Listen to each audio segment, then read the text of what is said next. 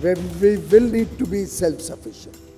We will need to have the supply chain in our own control, particularly after the way we have seen the weaponization of trade in recent times. We are getting into newer and newer areas which at one time were not even in the realm of possibility when we planned our manufacturing journey. Our competitiveness is also getting readjusted vis-a-vis other countries or firms operating in other geographies. So really, the theory of competitive advantage is also playing out gradually and is bound to play out. There are many products which will not be made in India as we move up the value chain. And that's something which I think is well established worldwide.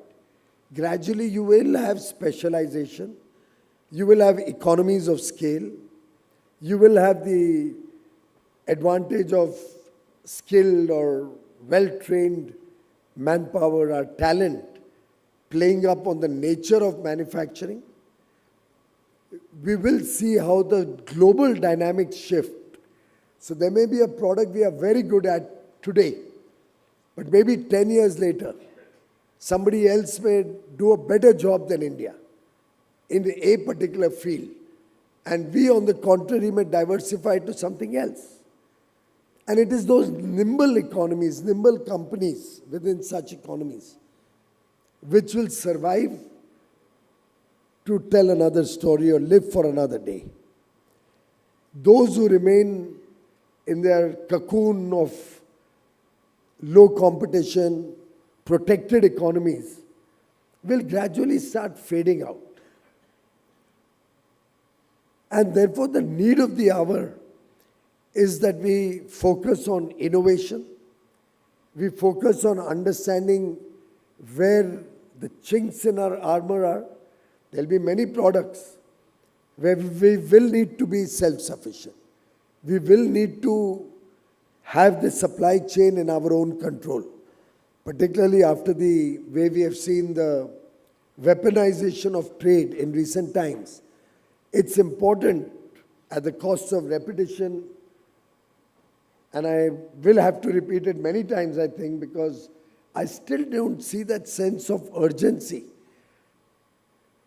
where people are assessing their supply chains to see where the concentration of a geography or a supplier can hurt their long-term survival. And such areas of concern, if we can identify them quickly, if we can plug them quickly, will be essential in our long-term strategies, both to survive and then to grow. This afternoon I was talking to somebody and remembering that 25 years ago, there was a watch company which used to be the primary watch manufacturer in India. You know the company I'm referring to. They were in dire strait because of dumping at predatory prices from a neighboring country. But since they did not get any protection in India, and they were not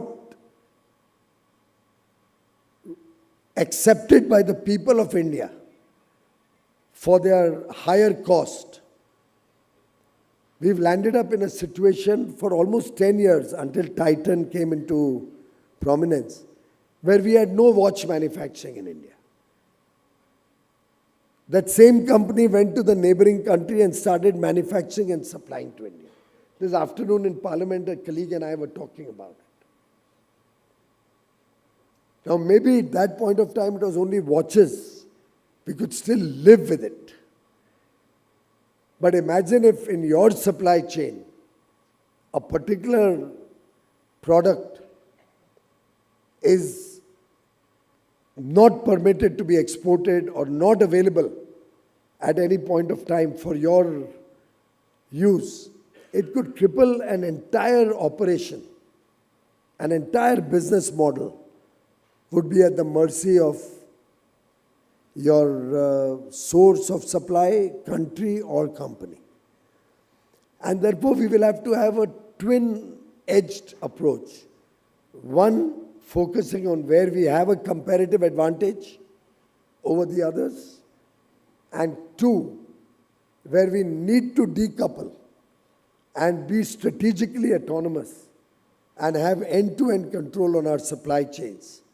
If both of these are not simultaneously protected, and that brings me to the point an earlier speaker spoke, I think, I don't know, Sethuraman said it, that I often say that unless Indian industry supports each other, we cannot expect somebody from outside to come and help us through our growth journey or through our journey to expand manufacturing at 12.5%, to take the share of manufacturing up to 25%.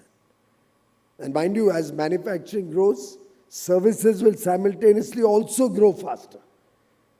And then to maintain that 25% share, probably manufacturing will have to look at a 13.5%, which is all very good, because this is what spurs the economy and then gives us extraordinary results in terms of overall macro growth in the country. But all of this will test how nimble we are, how conscious we are of our responsibilities to other stakeholders, of our responsibilities to our own business in terms of safe and secure supply chains, how we manage efficiency levels, how we manage innovation, R&D to remain contemporary, to remain relevant, how we are able to face competition. You can't live in a cocoon in today's day and age. We will have to integrate with the rest of the world. We will have to open the doors in other markets, unlock doors in other markets. But as we wish to do that, we will have to open some doors in our own market. It will be a two-way win-win solution that everybody will be persevering for.